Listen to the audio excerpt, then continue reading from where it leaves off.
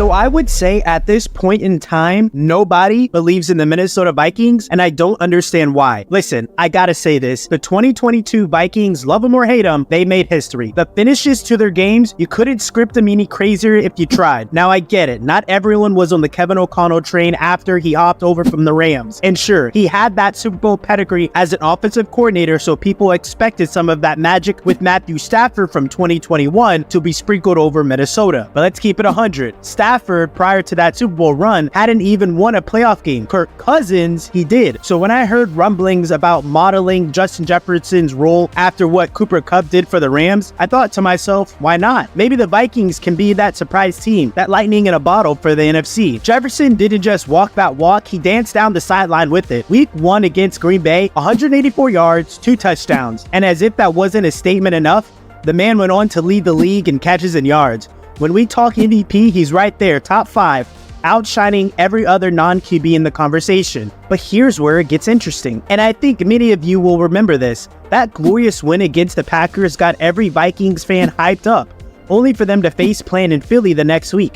Classic Monday Night Cousins drama. It's almost poetic how quickly the high from week 1 was replaced by those all too familiar Monday Night Blues. Let me paint a picture for you. It's 2022, the NFL season's in full swing, and the Vikings, they're a roller coaster. Week 3, the madness starts. Down 24-14 against Detroit in the 4th. No problem. Cousins and his crew rally, and they steal the game with a final minute touchdown. But oh, it didn't stop there. London calls, and they answer. Against the Saints, and it's a seesaw of emotions, only for the Saints to miss a 61-yarder in the dying seconds. Now, no disrespect to the Bears and Justin Fields, but when the Vikings nearly let a 21-3 lead slip, come on. Yet they managed to recover and grab that win. And Dolphins, with the Teddy Two Gloves Bridgewater and Skylar Thompson putting up 418 yards, still couldn't beat the Vikings. And let's briefly talk about that Buffalo game. Down 27-10 in the 3rd, most teams pack it up. Not these Vikings. Jefferson, this guy's different. Pulls off a miracle on 4th and 18. But it's not just him. Destiny seemed to be on Minnesota's side. Josh Allen, I feel for you, buddy.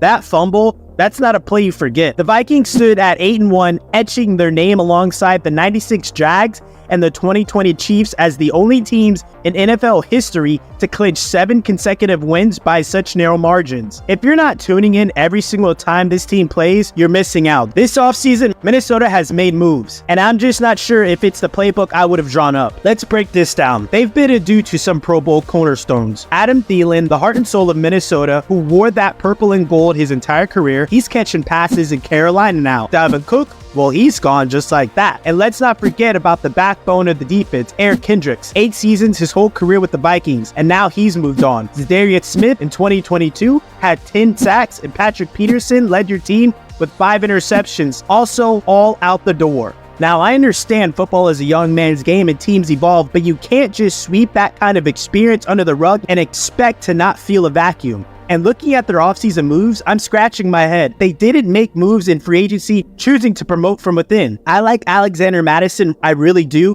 but let's be honest, most of his standout games are against the Lions and Seahawks. Can he shoulder the load for an entire season without Dalvin Cook? I feel like this is not a question that's being asked enough. And then there's Jordan Addison, the young hot shot out of USC. Exciting pick for sure. Former Biletnikoff Trophy winner, was the teammate to Caleb Williams and Kenny Pickett. I have a lot of hope for this young man. Make sure he stays out of the news for the wrong things. The Vikings better hope they drafted a player with Addison and that he is not a liability. And we all understand that Jordan Addison has one important job of 2023, and that's relieving any pressure whatsoever off of Justin Jefferson. Look, when Justin Jefferson shines, he's stellar. The Vikings went 10-1 when he hit the 98-yard mark, but those moments when he's under 50 yards, the record speaks for itself. 3-4. They can't solely lean on him to carry that load every week, especially with such fluctuating numbers. Once again, Vikings fans, I'm trying to see this from the point of view of why people think that the Vikings are no good for 2023. As we shift to the defensive side of the ball, Davenport was brought in to ramp up the pass rush. Respectable numbers in 2021, but he's no Za'Darius Smith. And that secondary with Cameron Bynum, who's been generous in gifting touchdowns. And then there's the young Caleb Evan, who had a tough initiation last season, there are some serious concerns here. Bringing in Brian Flores, now that's a move I can get behind. The man has clout and he knows defense, but if he's coming in with that Belichickian bend don't break strategy, well, he might be in for a rude awakening given the Vikings' current personnel. And I think this is the unfortunate reasons to why I may not buy the hype for the Minnesota Vikings. Regression. It's not a word Vikings fans want to hear after that electrifying 13-4 run, but it's staring them straight in the face. History's got a way of holding teams accountable, and when you make the playoffs with a negative scoring differential, history says the odds of a repeat performance aren't on your side.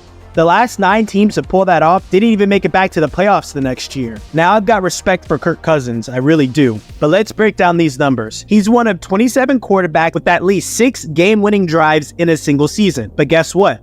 That success is split right down the middle when it comes to making the playoffs, and let's not forget his history. Before 2022, Cousins wasn't known for pulling out late-game miracles. That 8-1 record in clutch situations last season, I'll tip my hat to it, but I'm skeptical of the non-core. I know the Minnesota Viking fans are optimistic. When it comes to Kirk Cousins, the stats don't lie. It was far from his best season. Lowest completion percentage in recent years, 14 interceptions, a career high, and career lows in yards attempt and passer rating. The Vikings might have been making heart-stopping comebacks, but they were often playing from behind. Kirk Cousins is going to have a shot of being successful in 2023. Justin Jefferson has to be on a whole new level. Justin Jefferson isn't just a bright spot in Minnesota, he's becoming a beacon of the entire NFL. Breaking Randy Moss's record for most 100-yard games through a player's first 4 NFL seasons, and he's not even into his 4th season yet. The trajectory of this young man is astronomical. Just look at the historic company he's rubbing shoulders with, surpassing a legend in Don Hudson,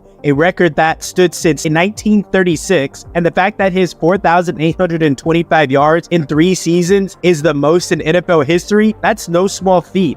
Jefferson isn't just breaking records, he's demolishing them. Calvin Johnson's single-season receiving yards record, given Jefferson's momentum, I wouldn't be shocked if that's within his reach soon. We've nitpicked the Vikings' 13-win season, called it fluky, but let's put some respect on it.